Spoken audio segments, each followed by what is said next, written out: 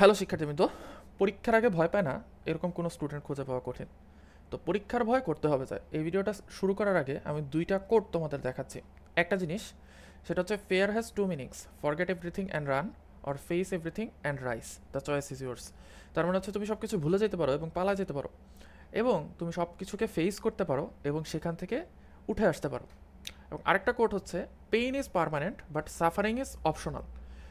তুমি ব্যথা পাবা, এটা সত্য, বাট এই ব্যথাটাকে তুমি ফিল করবা কিনা এটা হচ্ছে তোমার অপশনাল। এটা ডিপেন্ড করে যে তুমি অ্যাকচুয়ালি কি ওই ব্যথাটাকে ফিল করতে চাচ্ছ কিনা। সো পরীক্ষার আগে আমাদের স্ট্রেসটা স্ট্রেসটা থাকে হচ্ছে এই লেভেলে, বাট পরীক্ষা যখন আস্তে আস্তে যাবে তখন স্ট্রেসটা আস্তে আস্তে কমতে থাকবে।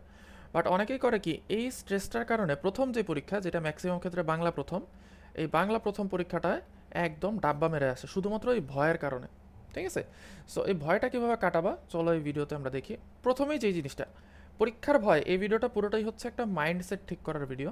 ঠিক আছে? আমাদের মাইন্ড খুবই পাওয়ারফুল একটা মেশিন। এটাকে তুমি যেভাবে ইনপুট করবা এটা সেভাবে আউটপুট দেবে। তো পরীক্ষার ভয়টা সবার জন্য সেম। তুমি যেরকম ভয় পাচ্ছ যে তোমার বোর্ডে একদম সেরা রেজাল্ট করবে সেও ভয় পাচ্ছে, যে ফেল করবে সেও ভয় পাচ্ছে। বাট একটা জিনিস খেয়াল করে দেখো, যে বোর্ডে ভালো রেজাল্ট করবে, একদম সেরা হবে, সেই যে ভয়টা পাচ্ছে, এই ভয়টা পাওয়ার কি তার কোনো লাভ হইতেছে? তার কিন্তু কোনো লাভ হচ্ছে না। আবার যে ফেল করবে, সে যে পরীক্ষার জন্য ভয় পাচ্ছে, এটা পেয়ে তার কোনো লাভ হচ্ছে? হচ্ছে না কিন্তু। সো তুমি যে ভয়টা পাচ্ছ, এই ভয়টা অ্যাকচুয়ালি তোমার কোনো কাজে দিতেছে না, এবং তুমি যেই ভয়টা পাচ্ছ এটা সবাই পাচ্ছে। এখন খেয়াল করে দেখো, সবাই যেই ভয়টা পাচ্ছে, তুমি যদি সেই ভয়টা না পাও, তাহলে কি তুমি এদিক থেকে কিন্তু একটা পয়েন্ট আগায় গেলা। তুমি যখন ভয় পাবা না, তখন তোমার মাথা ঠান্ডা হয়ে কাজ করতে পারবে। আমরা অনেক সময় লাইফে বেশ কিছু ভুল করি, এই ভুলগুলো বেশিরভাগই কিন্তু হয় ভয়ের কারণে। আমরা ভয়ের কারণে কোনো রিস্ক নিতে চাই না। ঠিক আছে?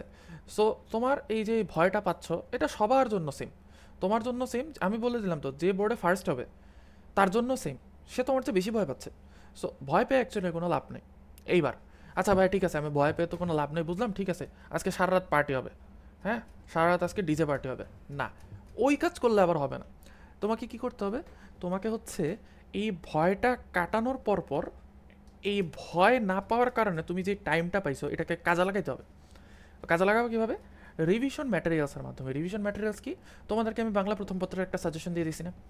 তোমরা জাস্ট ওই সাজেশনের যেই যেই জিনিসগুলো আমি পড়তে বলছি, এই জিনিসগুলো এই রাতে পড়ে ফেলো।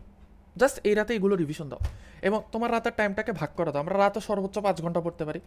এই 5 ঘন্টা টাইমকে তুমি ভাগ করো, যে আমি যেই তোমার 15টা গদ্য পদ্য তোমাদেরকে পড়তে বলছি, এই 15টা গদ্য পদ্য পড়তে 5 ঘন্টা, প্রত্যেক গদ্য পদ্যের জন্য কতটুকু সময় লাগে, সেই সময় অনুযায়ী তুমি হচ্ছে রিভিশন দেওয়া স্টার্ট করে, দেখবে এমনিই ভয় চলে যাবে।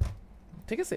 সো রিভিশন ম্যাটেরিয়ালটা খুবই ইম্পর্ট্যান্ট তোমার এই পরীক্ষার আগের রাতের সময়টা বা পরীক্ষার আগের সময়টাকে কাজে লাগানোর জন্য। ঠিক আছে? এবার আসো প্রে।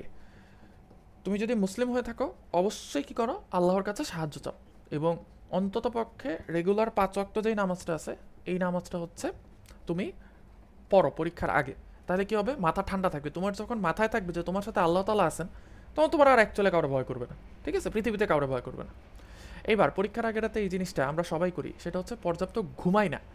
অফকোর্স এটা করতে হবে, পর্যাপ্ত ঘুমা। পরীক্ষার আগের রাতে কীভাবে ঘুম আসবে এটার জন্য আমার একটা ভিডিও আছে, এটা দেখে নাও, এই চ্যানেলেই আছে। সো পরীক্ষার আগের রাতে তোমাকে পর্যাপ্ত পরিমাণে ঘুমাইতে হবে। ওকে? নেক্সট জিনিস, তোমার যদি বেশি ভয় করে তাহলে তোমার কাছের মানুষদের কাছে যাও। তোমার বাবার কাছে যাও, অনেকের বাবার সাথে ভালো সম্পর্ক থাকে, অনেকের মায়ের সাথে ভালো সম্পর্ক থাকে, অনেকের বড় ভাইয়ের সাথে ভালো সম্পর্ক থাকে।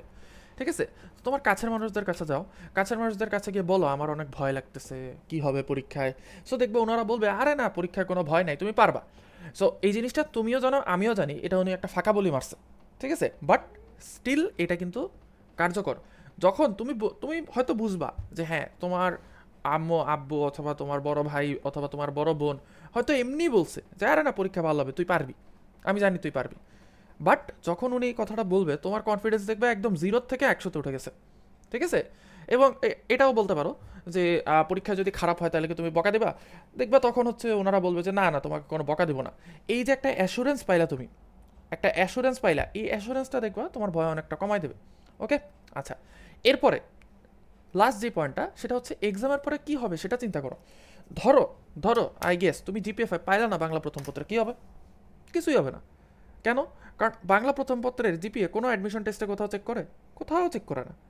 কি লাগে? শুধু শুধু জিপিএ 5 পাওয়া লাগে বাংলা প্রথম পত্রে। কারণ কি? কারণ হচ্ছে এসএসসির জিপিএ কিছু কিছু ভার্সিটিতে এবং মেডিকেলে চেক করে। এখন কথা হচ্ছে, তুমি যদি বাংলা ফার্স্টে জিপিএ 5 মিসও করো, তুমি যদি অন্য সাবজেক্টগুলোতে জিপিএ 5 পাও, তাহলে কিন্তু তোমার অপশনাল যে সাবজেক্ট আছে ওই অপশনাল সাবজেক্ট দিয়ে তোমার এই বাংলা ফার্স্টের জিপিএটা কিন্তু পোষায় যাবে, রাইট? সো তোমার কিন্তু কামব্যাকের চান্স আছে। সো এই যে প্ল্যান বি যেহেতু তোমার আছে, সুতরাং প্ল্যান এতে ভয় পায় তো আমাদের কোনো লাভ নাই, রাইট? প্ল্যান বি যেহেতু তোমার কাছে রেডি আছে, তাহলে প্ল্যান এতে তো ভয় পেয়ে কোনো লাভ নেই। সো এই এক্সামের পরে তুমি যদি এই এক্সামটাতে খারাপও করো তাও কিচ্ছু যায় আসে না, বাংলা প্রথমে খারাপ করলেও কিচ্ছু যায় আসে না। এটা একভাবে স্ট্র্যাটেজি। আরেকভাবে চিন্তা করে দেখো, তুমি যদি এক্সামটা দিয়ে ফেলো, তারপরে কিন্তু তোমার সামনে বিশাল একটা ছুটি, 3 মাসের একটা ছুটি। তুমি এই সময় ট্যুর দিতে পারবা, রেজাল্ট দিতেও তো 3 মাস লাগে। ট্যুর দিতে পারবা, ঘুরতে পারবা, কত মজা করবা, তাই না?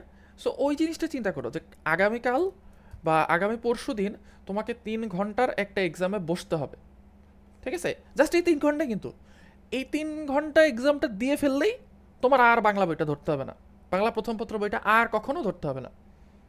সো এই জিনিসটা তুমি যখন চিন্তা করবা, তখন কিন্তু তোমার মধ্যে একটা ভালো লাগা ফিল করা স্টার্ট করবে, ঠিক আছে? সো এই জিনিসগুলো মেনটেন করো যে সবার জন্য সেম, এই জন্য ভয়টাই পায় না।